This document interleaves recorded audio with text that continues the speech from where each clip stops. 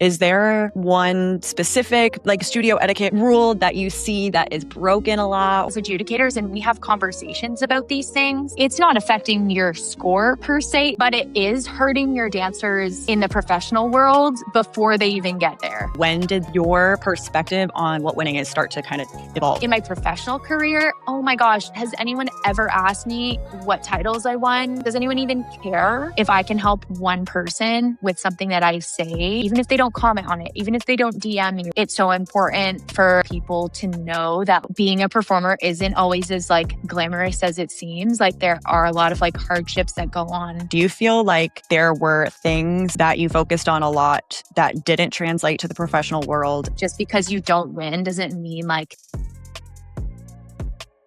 Hello, welcome back. I wanted to take a quick moment to thank you so much for being here. Your support literally means way more than you will ever know.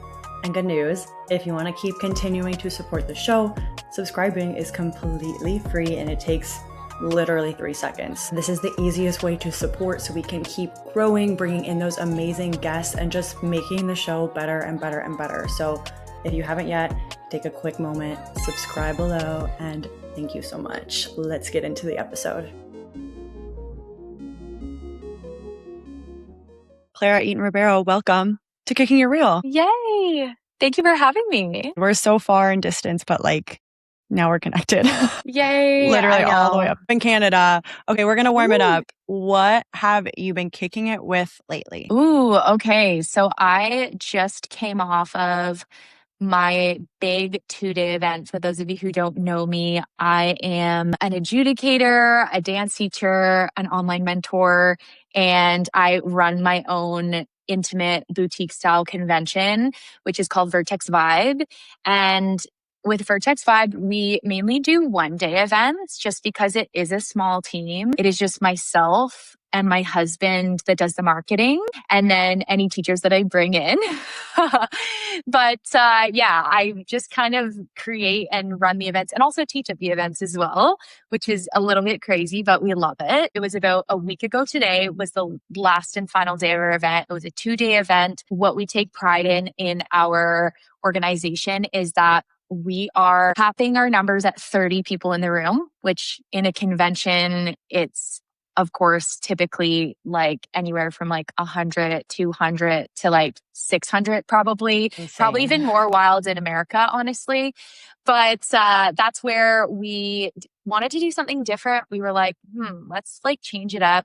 We really wanted to create a space that like took away the fear of conventions and like workshops and make it a place where people actually enjoyed to come and like enjoyed to meet new people and like make connections and like hype each other up and like actually feel seen in a space where typically, you know, we're just a number. I know that you had a full professional career as well, so you know what it's like to feel like just a number. And I think that's something that got me to start not loving dance so much, is like this is becoming a transactional thing. It's becoming something where I am just the prop or just the thing or just the person to put in the background, as opposed to like, no, I'm Clara and I'm a human and I dance because I actually enjoy it and I love it. And I love the dance friends that I make. And like, what a that's concept. what makes this all worth it, right? Just like coming off of that, I feel like you're like, where am I at right now? We opened up a testimonial at the end of our event. We're like, any parents, any dancers who want to come chat about the event, like come and share your experience if you want, no pressure. And there ended up being like a line all the way out the door. Like, I'm like, guys, there's a dance party in the other room. I got a DJ. It was supposed to be like a gala celebration. Like everyone was supposed to be vibing with each other in the other room. And they all just wanted to stand there and chat in line and like do a testimonial of their experience. Like, we need to tell you how much we love you right now. And I was care. like, what? I spent 2 hours like watching all of the testimonials because that's literally how many there were. And I was just bawling my eyes out. I was like listening to what these kids have to say. It's crazy because in the room, you know, sometimes as a teacher, you're sitting there and you're just like watching the room. And, you know, there are people that are just like zoning out to the side, like they're kids, right? They're just like living in their own little moment. And then they come and do their testimonial. And it's like all the things that you would never think to come out of their mouth because they look a certain way in the moment, but then they come out and they say these like profound, like gorgeous things about like what they've learned, and that they've learned that it's okay to be themselves and it's okay to like show up and not be perfect, and just like being yourself is like your biggest strength, and like all of these things that like these literal like 7-year-olds are coming out and saying. That's You're like insane. You're creating an sobbing. environment for like the dance, but also like how cool that they're using their voice. I feel like that's something I've been thinking about lately, where it's difficult in every aspect of the, like literally sometimes just to talk when you're trained to dance. Wow, all the hard work's paying off. What are you kicking to the curb? Oh, kicking to the curb is just perception of what other people think of you, being a dancer, being a performer, being on social media and having a voice on social media. It can become a lot, especially having my own event as well. I have my why and I have my vision, and I can do everything that I can to express that in the best way possible and share my events in that way, and, you know, create these things that I think are with the most intention and the most care. And then there can be people, you know, that don't understand that, or don't see the value, or don't see like my opinion as what's right, or whatever that may be. Like there's always that other side of like, you know, people that are hyping you up, and then people that are, you know, maybe have something else to say about what you're doing. What I'm kicking to the curb is not having that take a toll on me. I'm a very, very emotional person. I lead from a very emotional space. Every decision that I make is like with intention, with care. And I really try and think about what I say so that like nobody gets it in the wrong way. And there are always gonna be those people that have an opinion on what you're doing or have something to say about it, but also like some other things of like perception on what I'm doing. And I think that it's hard for me because I obviously approach things with such intention and care, and I think them through, and I'm like, is this going to be good for people? Is this going to be good for people? Not thinking about myself at all. But again, having to run a business at the end of the day, because this is our livelihood, having to make decisions that I know are right for me and try and let go and kick to the curb, you know, those people that don't understand the vision. It's hard to let those things go because you care so deeply. But that's what I'm trying to let go of, is like acknowledging that like everyone's going to have an opinion and it's okay. It's valid. If you can ever figure out how to like fully kick that to the curb, please report back, because I am the same. I literally I'll put a piece of content out and I'm like, oh my God, I feel so good about this. Like the best messaging, not one negative thing. And yeah, you still get people that tell me I have no right to be like talking about that, or like I'm wrong. And you're just like, okay, you know what? Yeah. It's hard, especially when you're very clearly trying to promote good things to the world. But they say one, like not everyone can be your audience. And if you're talking to everyone, you're talking to no one. Or maybe it's that one, or like if you don't have haters, like you're not standing for something or whatever. But I wanted to do a little like rapid fire before we get into it. Just like 1 or 2 words or like short answers. Most overdone trick at dance competitions that you see. Ooh, an illusion. Like, I don't know if this is going to translate in American terms, but like where you step and your leg goes up and around. The bottom foot for me, it just always goes like this. The heel's always on the ground. It always ends up like turned and sickled. And everyone loves that move here, at least in Canada. I've seen it here too. I don't even really, to be honest, I don't even understand what the right technique is for that, but that's not important. Okay, for yourself personally, strength training or cardio training? Do you just enjoy more? I'm going to say cardio. But like a hit cardio. Yeah, I saw your way to best. Favorite place you visited while dancing on contract? Ooh, Japan. I've never heard of anyone doing cruises in Japan. That's so fun. Least confident style of dance growing up versus now for you? Least confident style, probably musical theater, because I didn't really do it a lot. And now I would say Same, musical theater or tap. Number one thing a dancer can do on stage that immediately draws you in. Show that you love to dance. Emote. What a concept. Emote, Wow. like Yeah. genuinely, like just like be happy to be there. Farthest place you've traveled to adjudicate. I'm going to say Vancouver. It's on the other side of Canada, opposite side. I think that's probably the farthest. Okay, this one's about dancers. Most important muscle group to train as a dancer, if you had to pick one. That's hard. Oh my gosh. I know. Rude. I'm going to say your core because it like centers you for everything. Yeah. Favorite style of dance to choreograph? Ooh, a feel-good lyrical, feel-good contemporary. Love. Okay, most important question for last. Barefoot, 2 shoes, or 1 shoe? Okay, not the 1 shoe, but I was I had probably to. definitely that kid.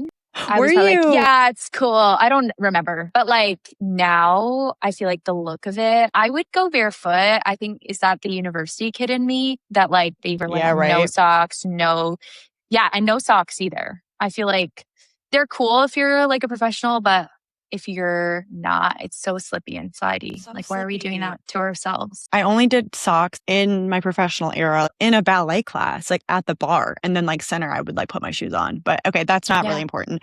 Okay, we're going to take it back just to like set the scene for people as to kind of your why into things. You grew up dancing at a small studio in Canada and you trained really hard, but you never felt like you were like winning or getting whatever that was for you. So what did winning look like to you at that time? And when did your perspective on what winning is start to kind of evolve? Oh, this is a good question. When I was a younger dancer, I was the dancer that you were like, what is this girl doing? Literally just wiggling my butt in the corner, like dismissing the choreo. Like, we don't care. We're just like living our best lives. That energy and that approach, it was cute when you're like 2 years old. But then as I got older, it got in the way of my training, obviously, because I just remember standing in ballet and being like, I don't like ballet. I don't like to point my feet. Like, I just don't want to do it. I'm just here to have fun and like, I don't know, vibe it out. I have no idea what I was thinking. Obviously, I was like 7 or 8. But then I started to go to competition and realize that all of my friends at the time are getting golds, which now is like the lowest. Yeah, I was going to say, like, what? No. That was like the good one to get. And I was getting like silver. And I was like, why am I the only one getting silver? Like, this is not it. And I was like, I understand what's happening now. And I understand that like there is a separation, that I'm not living up to my potential because I'm not trying hard in class and I'm not as focused. I think at that point, winning to me was actually winning. Like, I was like, no, I need to win an award. Like, I want to win that gold medal. And then as you get older, like as I got great because I started putting in the time and putting in the effort and I was passionate and all of those things melded together, it was finally clicking. And I started winning a lot of things because of that. And I was like, okay, I want that next title. Like, I was always chasing like the next title. And I would go to the States a lot in my summers, like back to back. And I would compete at nationals and I would want to win that national title. And like, I had done that for so many years because you just get into this point where you're like, I just want to win more. You're like, I just want to be recognized. I want to win. And that's what winning became to me when I was like 17 years old. I was like, I just want to win a title and I want that crown and I want that sash. And I want people to know that like, I am Miss Dance of America or whatever the heck it is. Okay. And it just became like more of like a tangible thing. Like, I want the trophy. I want the thing. And I think that's what it is to most dancers. Obviously we're kids too. And like, that's what we grow up knowing. Where winning is for me now is like the win was always, even in those moments where I was like, you know what? I just want that trophy. The win was always like the friendships that I made every single time. That has like made me win so much more in my life now, taking this into a professional career. Or even if you're a dancer that is listening that, you know, doesn't want to make this a professional career, I think those friendships will still serve you because those people that you dance with, they will go into other things. Like maybe they'll be like a physiotherapist for dancers and you're like, cool, now I have a reference. And now I have a reference for a teacher and an adjudicator and a doctor, like literally everything. So I think like a win for me was like all of the friendships that I made so long ago that now are like everything. Like, it's your people that you go to. It's your people that like give you a second opinion. It's your people that hire you, or maybe that you hire now because you trust so deeply that like they're going to do an amazing job. And now that's something that I teach a lot of the dancers that I mentor, is like, look at this perspective that I didn't have at your Yeah. age. How can you start applying this now? Because now when you're going to be like 20 years from now and you're going to be wanting a career in this, it's going to be so much easier for you. And not only that, because I don't want it to come off as like we're making friends to get something out of them, but we have a support system that's going to help us keep thriving. Well, and I think there are like dancers themselves, they are a certain type of human. You get the work ethic that's going into it, and you get all of the hours, the blood, sweat, and tears that you bond over that. And I say that I had like a click moment as you were talking about it, because I remember very clearly saying to people literally in my cast, like, I don't care if I'm on this performance, if I'm in this spot on stage, like, I don't care. Like, I want to be remembered as that person that made people feel good. Like, I always valued that part of it so much more. And I think it could be similar to you, where maybe I wasn't focused on that as much when you're younger, because you're just like in your own head and the comparison and all of the layers. Do you feel like there were things like the titles that you focused on a lot that didn't translate to the professional world? And were there things that you got growing up that you didn't realize, but actually really did help you? Yeah, I think that, when you're younger, like it's just like very black and white to you. Like, you're just like, I'm a winner, I'm not a winner, I'm good, I'm not good. And that's something now looking back on that, I realize, it's not black and white. Like, there isn't like, you're either good or you're bad. I think that's like where a lot of dancers kind of get in their heads of, well, I didn't win this title, so now I'm bad. Like, there's no like in between. There's no like, oh, well, maybe today wasn't my day. Or like, I know that it can maybe come off as like, oh, well, you're just making excuses or whatever it is. But like, it isn't black and white. Like, there is like no like,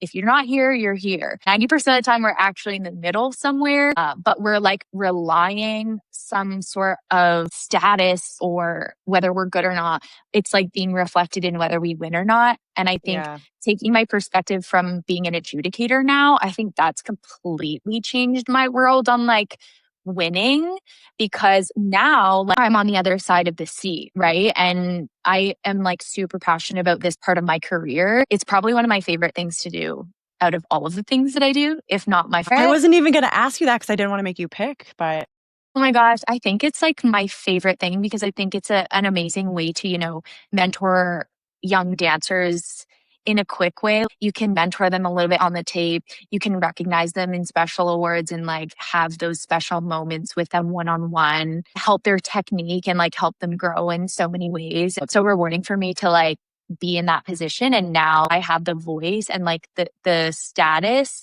as an adjudicator to be like, no, guys, yes, I'm awarding you, but this is what's actually going on. Just because you don't win doesn't mean like there's nothing good about you, because I have to just choose someone.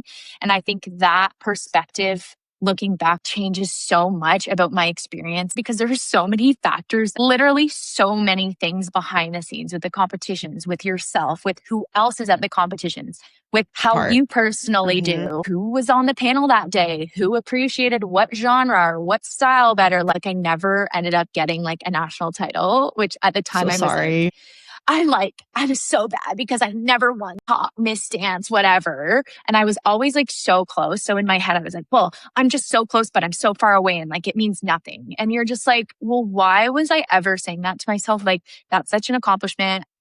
I should have been so proud of myself in that moment for like showing up and like giving my best and like even being recognized at all. Also, it's not like real. It's not like you had to answer questions and it's like you were saying, black and white. I'm glad you said it too. Even just different professional dancers, adjudicators, judges, like they just have different preference. You said you love lyrical. Like, I might appreciate a really clean, like large group jazz number a little bit more than a contemporary solo. But that's just like because of my background. It doesn't mean I'm right. It's just like taking those things into consideration, which can also be taken into the professional world when you're auditioning. It's literally the same thing. I love getting to like pull that back for people because I don't know, it's hard when you have your mom telling you versus like someone who's actually lived it and done it. What is your take on the line of dance being an art form versus a sport? So I definitely would lean towards like it being an art first.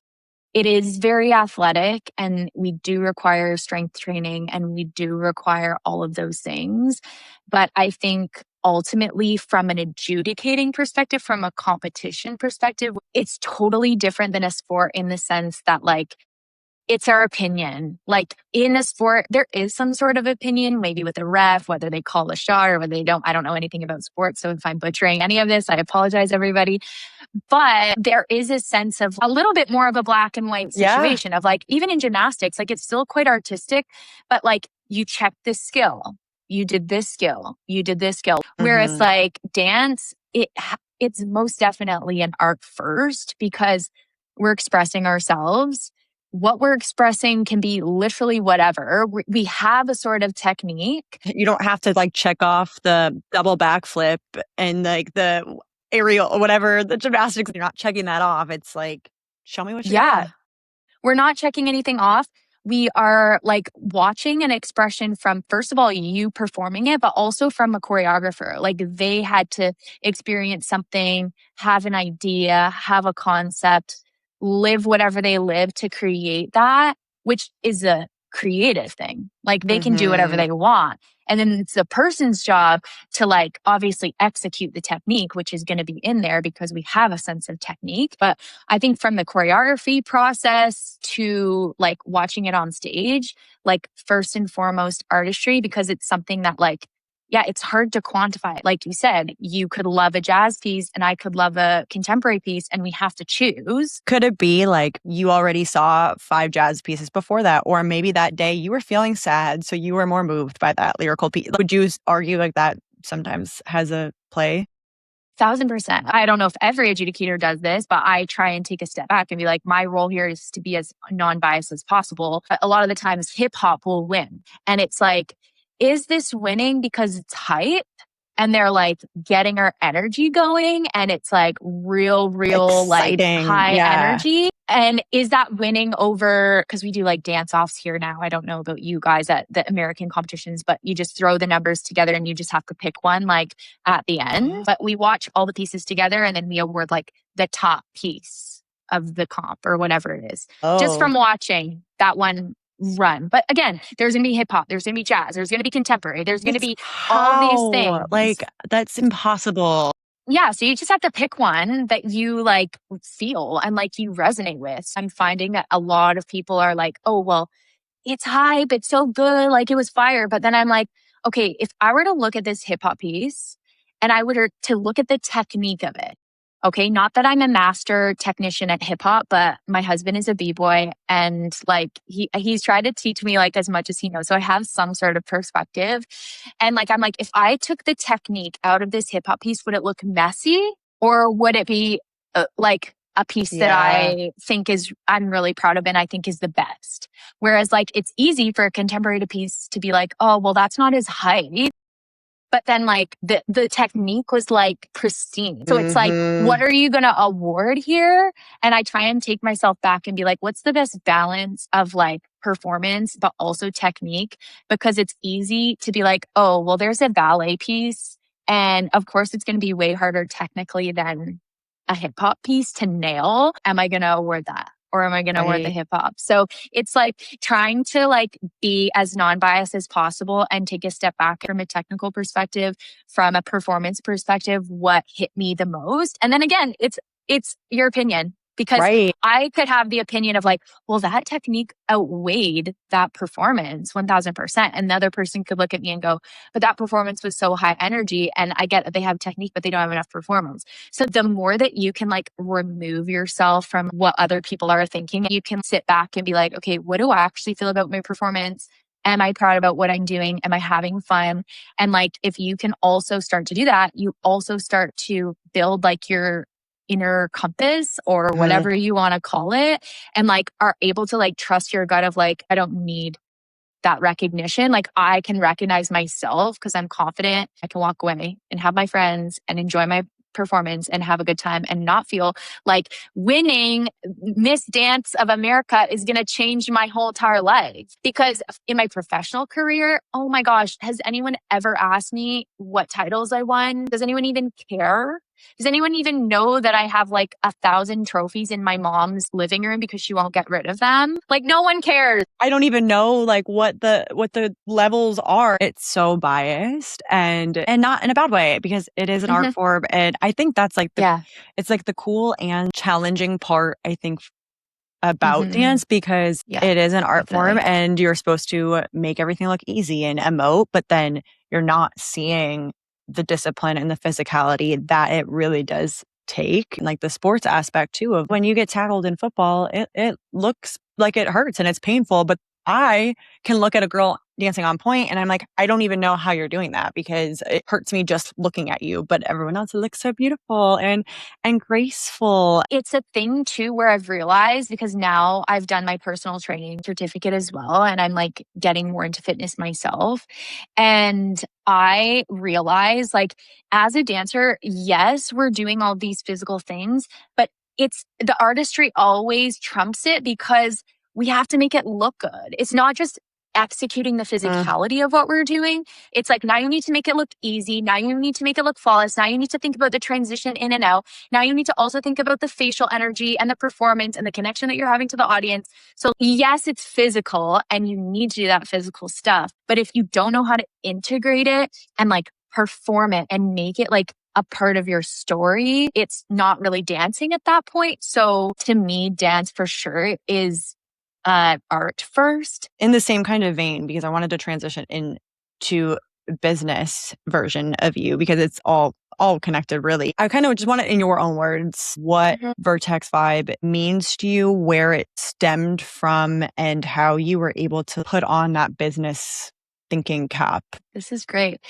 I feel like I've always been a business girl at heart. It sounds kind of crazy, but even the more I talk with my husband about just like the past, and I was the kid that was like making businesses in my house. Like I would get my mail. I don't know why I thought of this. I'm like, I'm going to make a post office in my house. And I got like little containers because at the time, like my aunt lived with me and like my grandma and like my dad and my mom. And I would get everyone's mail and I would like sort it. And I'd be like, hey, you need to come up to the post office and you need to come and pick it up. I remember so vividly, like in a corner of my house, like making a store. And I was like, I'm going to make it like a rental service for like books. And I'm going to like get my aunts and stuff to like rent the books from me and like pay me. And I made like a little storefront.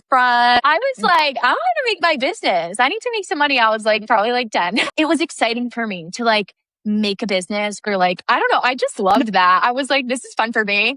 I love like thinking about that. I always think back where I'm like, wait, I actually already did want to do that, or I did actually enjoy that. Like for me, my big thing is like community and connection. And like my senior year of high school, I invited the entire senior class to my parents' backyard so we could all start on a fresh slate and like all be friends and all get along going into our senior year.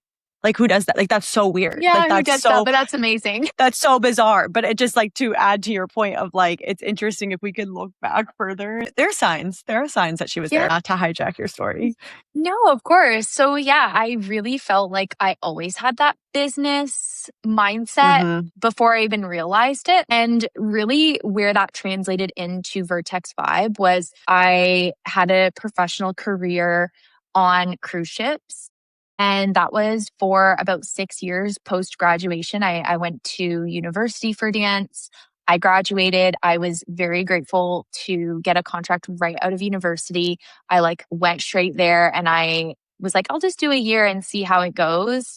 Because there was a lot of like negative connotation on cruise ships and like the type of dancing that you do and whether it's legitimate, whether it's not legitimate.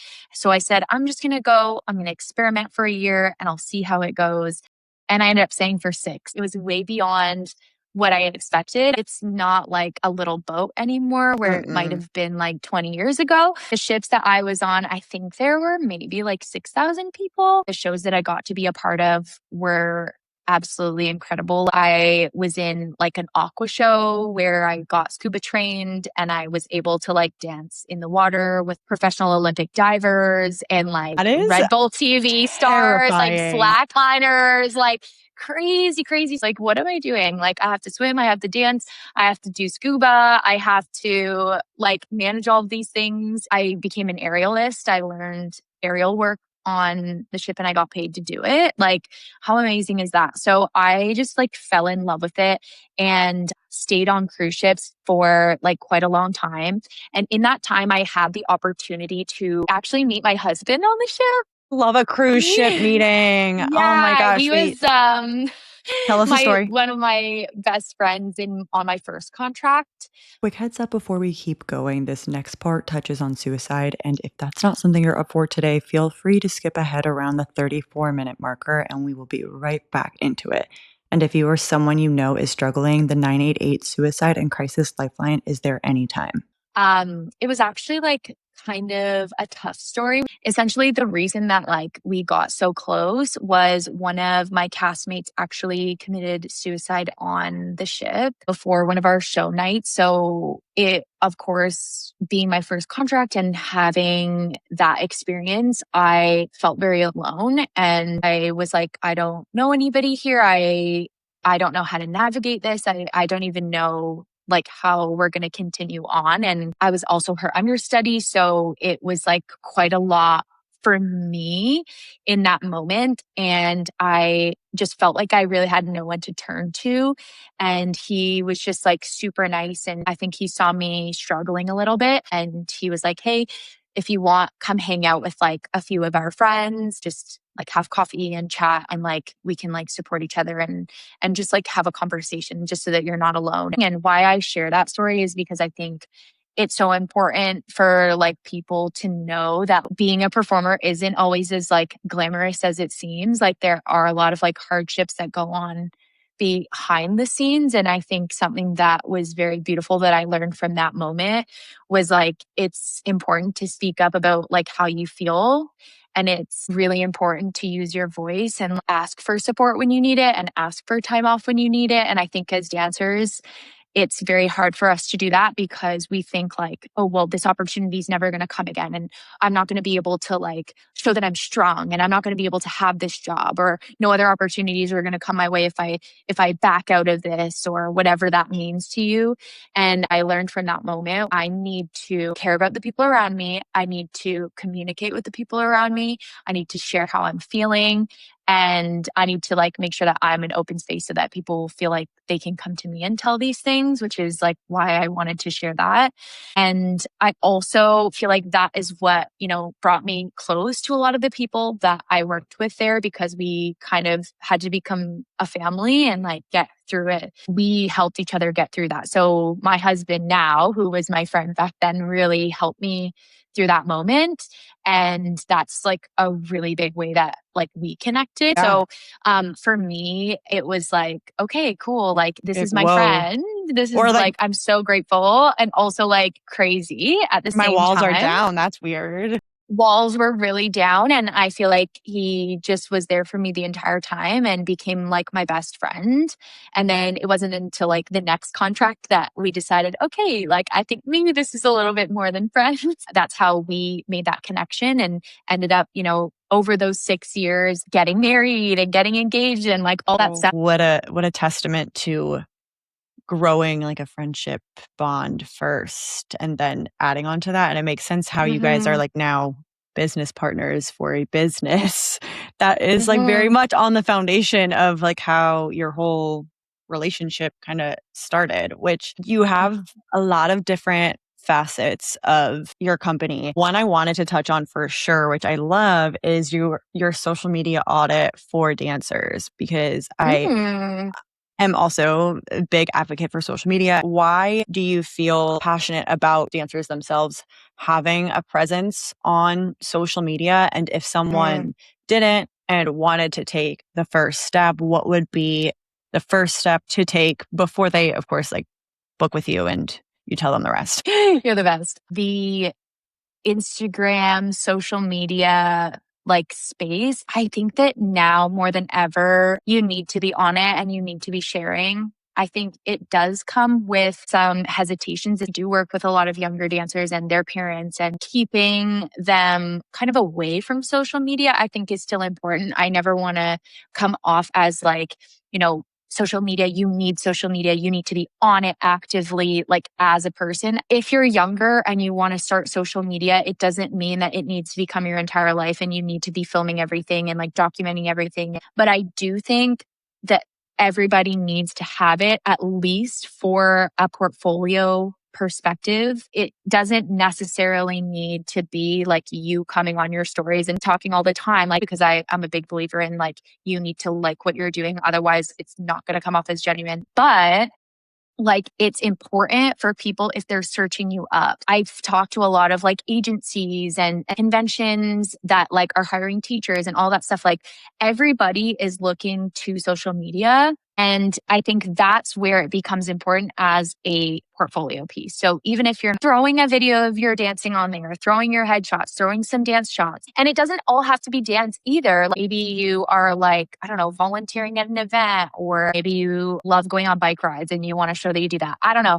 Literally anything like that showcases like who you are, because I've talked to a lot of agencies who will literally like go onto the person's page and try and find weird, quirky things that they have, because they're like, oh, it brings perspective to who they are as a person. Maybe they're casting for a commercial and they're like, oh, this person looks like such a cute kid, because you can see them being a kid and you can see them riding their bike and you can see them like being genuinely who they are. So then when they're hiring for that specific thing, they're like, I can see that this person already does it, versus your friend who doesn't have any social media. Like, to me now, when I try and find people on social media, I'm like, I can't find them. Like, what? It's bizarre. I'm confused. Like, you don't exist then. And then I'm like, how do I get in contact with them? Which is kind of hard in this generation, because I get it. If your daughter is 7 or your son is 7, you don't necessarily want them swiping and like comparing themselves to everyone, because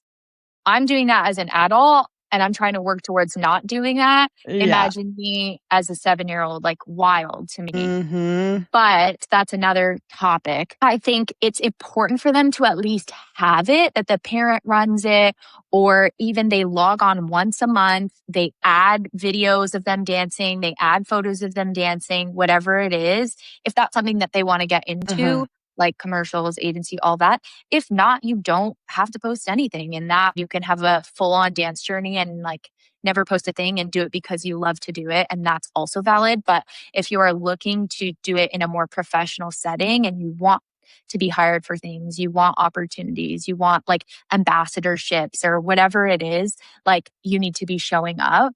Whether that's your parents showing up and translating that on there for you so people can understand who you are. And then if you want to take it that extra level further, it's like getting confident enough to speak on camera is really hard. It's hard to be yourself still. It's hard to make it feel genuine. I'm like still kind of working on that. I feel like there is that element of now, not just the people in my room are judging me. Now everyone in the world is judging me. Yeah. Everyone has a place to like write their comment and comment on what you're saying and maybe not necessarily have the full context. But I really don't think that it can hurt. Like, if you can have a positive mindset and like go into it knowing that like people are going to have judgments and it's okay to feel a little upset when you read a hard comment. It's, to me, more important to share the information and maybe have it misconstrued, but have it hit like at least 1, 2, 3 people that could potentially change their lives from just hearing the right thing. And I think that's what keeps me pushing to keep showing up, even if it's not as consistently when life gets busy, is if I can help one person with something that I say, even if they don't comment on it, even if they don't DM me, like, people are watching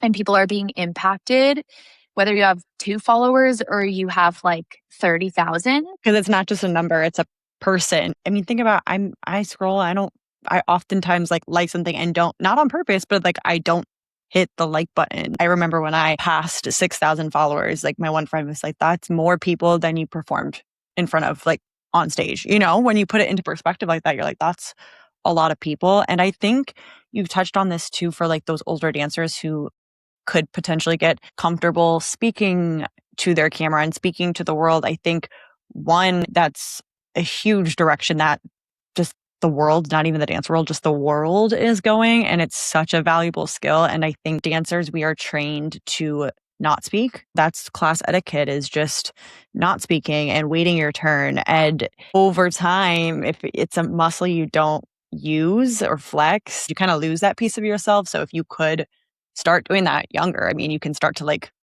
almost override that. We should experiment. I hope you have someone doing that so we can report back in a few years and how that goes for them. Which, speaking of studio etiquette, I wanted to touch on just the disconnect that you see sometimes. Is there one specific like studio etiquette, I don't want to call it a rule, I'm like struggling to find a word, but rule that you see that is broken a lot, or like people just don't know about? What is like the most annoying, for lack of a better word, to you? And like, what are some ways that if someone listening is in any type of dance leadership role, whether it's a teacher, a judge, a director, like how can they start to educate more dancers on that?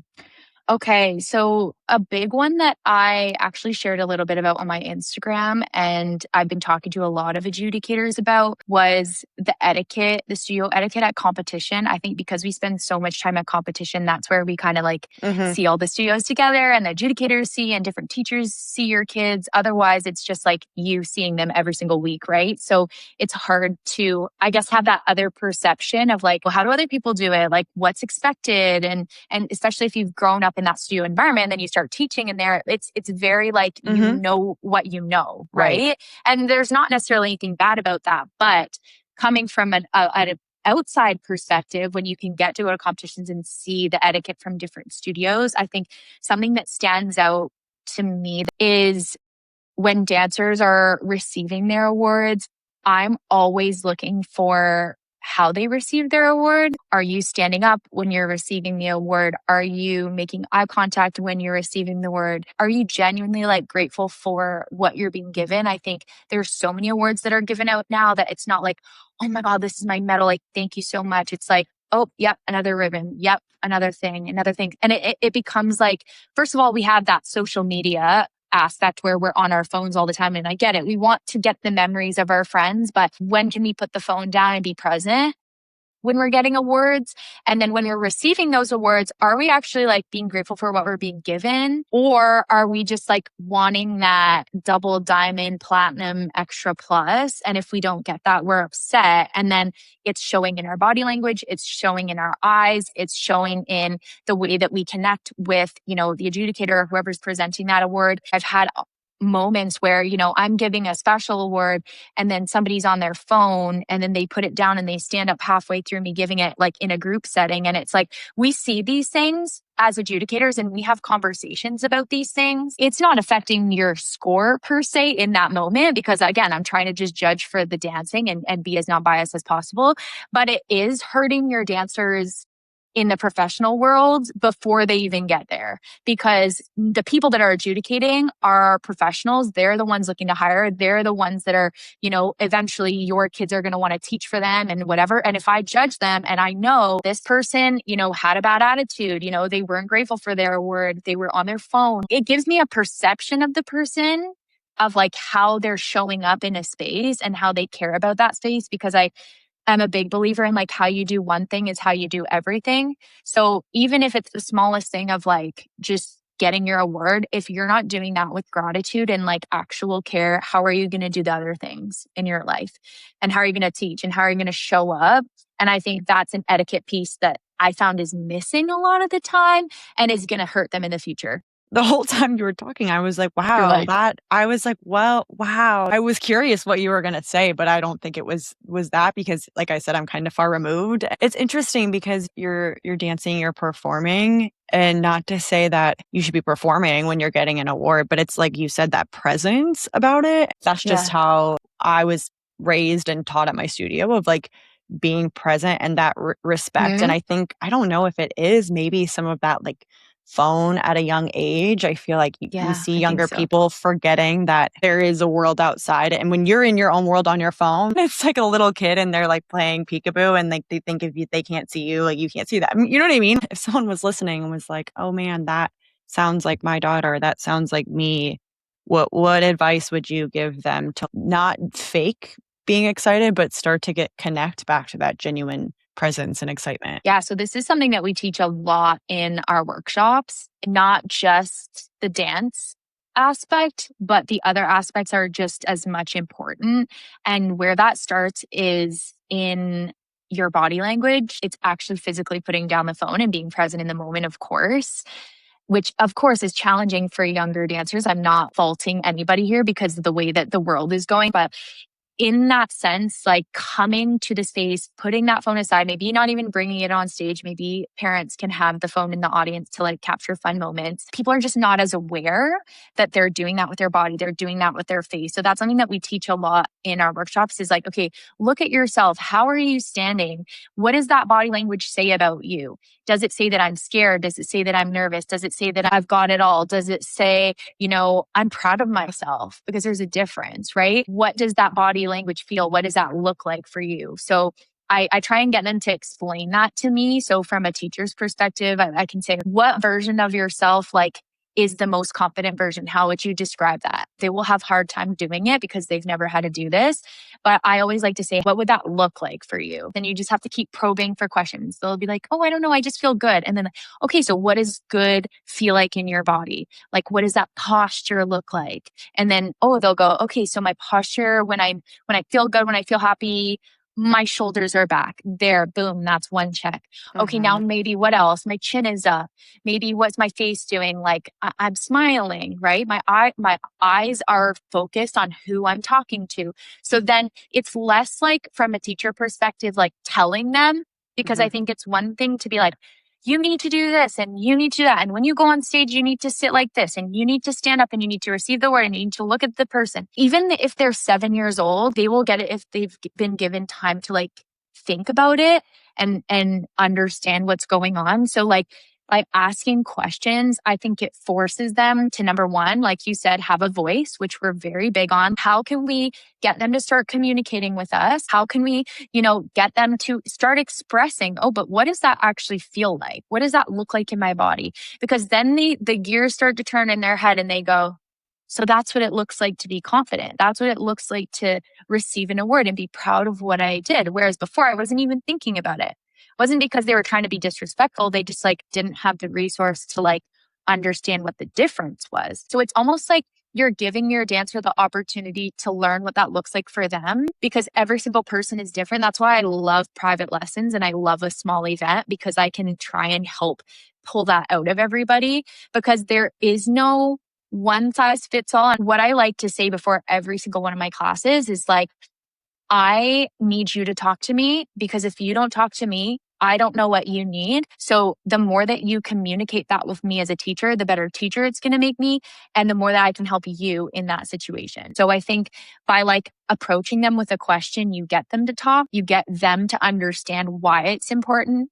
And then they can start embodying what that looks like for them so that it's not a rule that they need to follow by their studio owner. It's something that they've discovered for themselves. Then they feel proud of what they've discovered because they're like, yeah, I know how to show up. And now they're excited all of a sudden to receive their award and practice that skill that they've come up with on their own. And it doesn't feel forced, right? I think that was what was so beautiful about watching our event last week. We have our ambassadors, we have our leaders that, we train of how to be a leader in the space, how to observe the room. Your job as a leader is to understand the room. It's to see the people that need support. How are you providing support for them?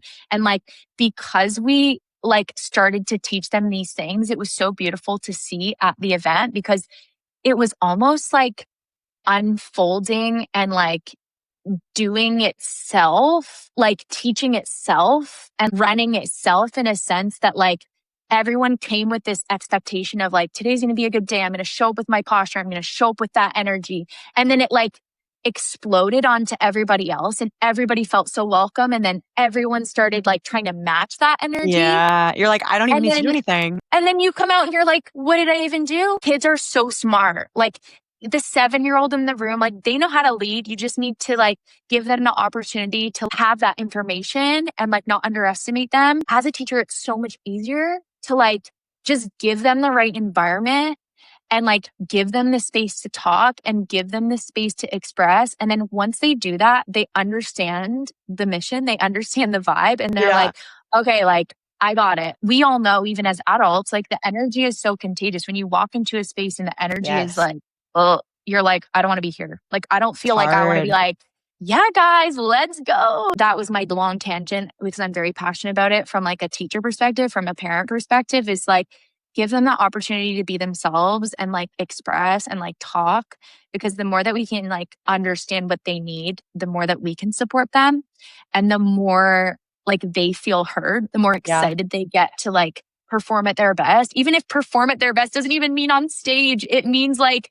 accepting their award. That's the person that I want to work with. And those are the people that I end up giving scholarships to when I'm judging. You're the person that's going to get hired, whether you know it or not. You're like 7 years old because you're the person that's like, you know, giving it 10,000%. You are like so confident in yourself and you're being yourself and it doesn't feel forced. A little less serious of a note too, like from a teacher point of view, how many times when you're like, okay, like everyone get it? Like any questions? And it's like dead silent and you're like, this is so awkward. But number two, I think that dancers, whether you do it professionally or not, they just go on to be amazing people and workers. And imagine if they also like had confidence and like had a voice. Talk about taking over the world a little bit. I hope anyone listening, they can like try to harness that and repurpose that. And even if you're a dancer listening, like you can also take that and bring that energy, because it really only takes one person. One person has that energy, and it either can spread, like the bad can spread or the good can start to spread. And most of the time I feel like the good kind of outweighs the bad. The biggest thing that I've learned is like you can make your own opportunities, as it can be as a leader, as a dancer, as a professional. Like I think we have this fear of like there's not going to be enough opportunities and we have to say yes to everything. But I think like there are so many times where I'm like, I'm just going to, you know, make this event. I'm going to do this thing. Is it scary? Is it hard? Is there a lot of things to come with it? Yes. But I think that also relates to, you know, being a kid. If you want to be a leader and you want the opportunity, you don't need to be an ambassador. I think there are a lot of ambassador programs out there. There becomes a point where people are like, oh, well, I don't have that position. Like, I don't have that opportunity. So I can't do that. I can't be a leader. Like, you don't need any title. You don't need any sort of award or whatever it is. I think we're so conditioned that we need an award. We need permission to show up and take leadership and to be that person in the room. You don't need any permission. You can show up to whatever space that you're in. Think about what is being a leader to you. How does that person like walk around in the room? Like, how does that person talk to people? How do they ask questions in the room? You can make yourself a leader, and then it will be so prominent that people are like, how am I not choosing this person to be an ambassador? Because they're already like such a leader. It's like you're giving yourself that opportunity rather than waiting for that opportunity that might never come. One of the things I'm most passionate about too is like the titles and like creating your own path, your own journey, and not waiting for permission and just being brave, because it's hard. And hopefully whoever's listening to this is a little inspired, whether it's a young dancer or whatever phase of life you're in, like to just do the thing. I love that. I could ask you a million more questions, but I'm going to get into my last two questions. If you could go back to your younger self, even though hindsight is 2020, and give her one piece of advice, what would you say? I would probably say that you just have to be yourself and you have to trust yourself. I think it's hard to feel like, oh, I'm not good enough, or I need to be like the person beside me, or I need to do the most, I need to do this, I need to do that, and like get distracted from your journey. But I think just being able to be like, you know what, if I'm being myself, that's when the most opportunities are going to come. That's when the opportunities that the right fit are going to come. The more that I've tried in my career to be something, to try and fit in a certain box, the harder it was for me to sustain, to feel genuine, to even love what I'm doing, because I think there are opportunities that we want because it sounds cool. And then when you're actually in there, you're like, why am I doing this? Because it doesn't feel like me. It's okay to be yourself. That's the thing that's going to get you exactly where you need to be. Making mistakes as well is something that comes along with that journey. Like, you have to just learn from those mistakes as fast as possible and allow yourself to make them. And I've changed that perspective in the last, like, I would say year or so, more like I need to make as many mistakes as I can as soon as possible so that I can learn and then I can grow faster. Because if the longer that I'm waiting, because I want it to be perfect and I don't want to make anyone upset and I want to be like everybody else, like the more that I'm holding myself back, because I'm scared.